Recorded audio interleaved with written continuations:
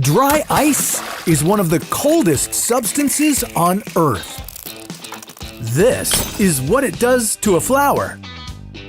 And check out what it does to this action figure. Ouch! Now, what would happen if you swallowed dry ice? What would it do to your skin? How much could you eat before it hurts you? And how would it affect your stomach? This is What If, and here's what would happen if you ate a brick of dry ice. Dry ice is a solid form of carbon dioxide, and it's as cold as minus 78 degrees. And sometimes, people eat this stuff. It's an ingredient that's occasionally used in cocktails and ice creams, but it's only safe in tiny doses. So now, instead of having it mixed with other foods, what would happen if you ate an entire brick of dry ice? But first, how would you get it?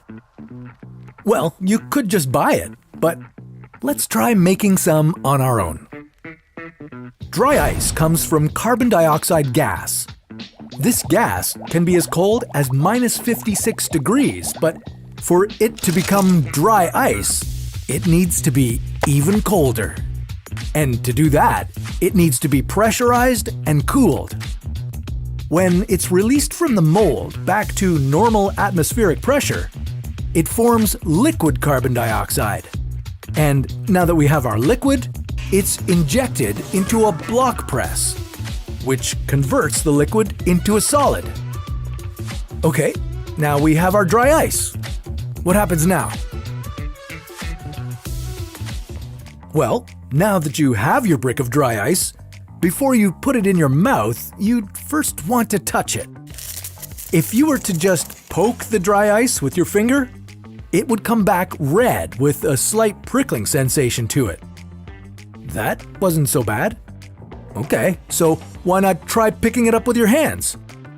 Well, because after just a few seconds of having the dry ice in your hands, your skin cells would start to freeze and then die. If you kept it in your hands any longer, your skin would begin to turn blue and gray, and eventually you'd lose all sensation in your hands. And now, after learning about how damaging this can be to your body, you're still curious enough to see what would happen if you ate this brick of dry ice? Are you serious? Okay, fine.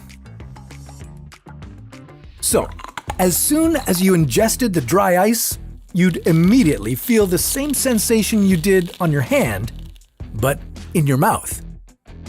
Your tongue and mouth tissue would begin to sting and feel incredibly numb. And don't forget about your teeth. You know how bad it feels when you chew ice cream? Yeah, imagine that, but much, much worse. Your entire mouth would be frozen in a matter of seconds, and the longer you kept the dry ice in your mouth, well, it would only get worse. Eventually, you'd lose feeling in your mouth forever. But we're not even close to being finished with the dry ice yet. You'd still need to swallow it.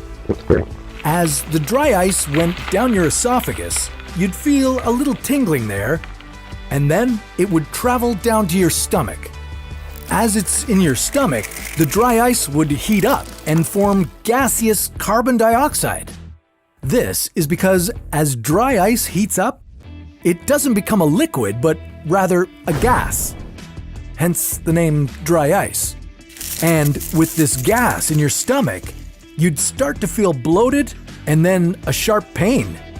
And don't forget about the frostbite on your stomach lining.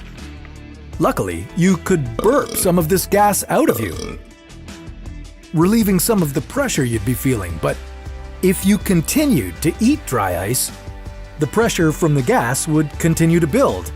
Your stomach would expand and get harder. As the pressure continued, your stomach would rupture. At this point, you'd experience severe pain and vomiting.